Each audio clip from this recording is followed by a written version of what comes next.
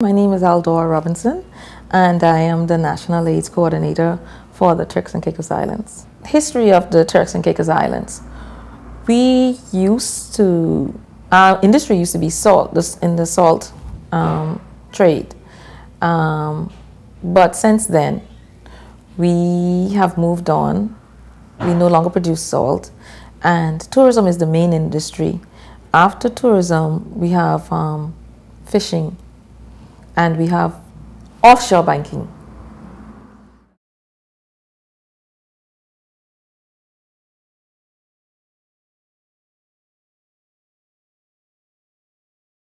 Ike has had quite a devastating impact on the community and the economic situation within Grand Turk and South Caicos in particular, where there's been a lot of damage and loss, and we've had loss to personal vehicles that they use for for employment. We've had food stores that have suffered, so our food situation is not what it used to be. So we suffer in that we're not getting all the items that we normally get, and the shopkeeper suffers because he's not able to produce or to actually conduct business as usual.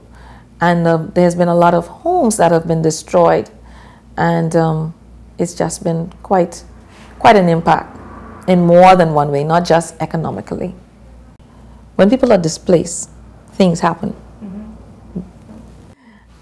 People are more vulnerable, not only adults but children as well, and that presents an opportunity for the transmission of HIV.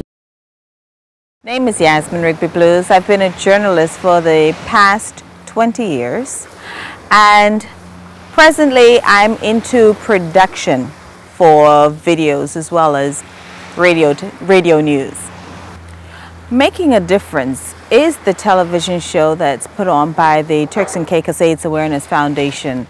The purpose, of course, is to make the youth more aware of the situation with AIDS and HIV, and most importantly, ways of preventing it. And we have a local doctor on hand, Dr. Dawn O'Sullivan, who actually gives advice and answers questions for all the students who need those questions answered. I'm Dr. Dawn O'Sullivan. I'm here in Grand Turk at the moment working.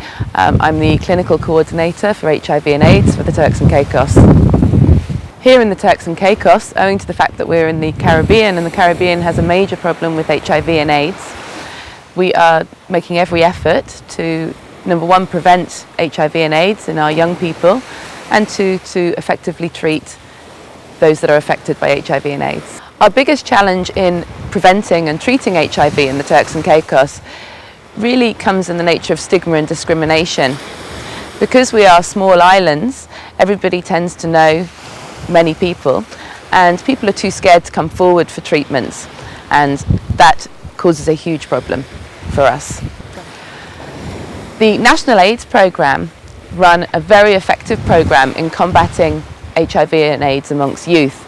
The youth arm of the National AIDS Programme have a group called Rapport, which are young people who are peer counsellors who actually teach each other about HIV and AIDS. We're hoping to make sure that all the shows are quite lively and very interesting and have lots of action, just to keep the children's interest, and that way to get across the message of preferably abstinence, and if not, as they say, then wrap it up.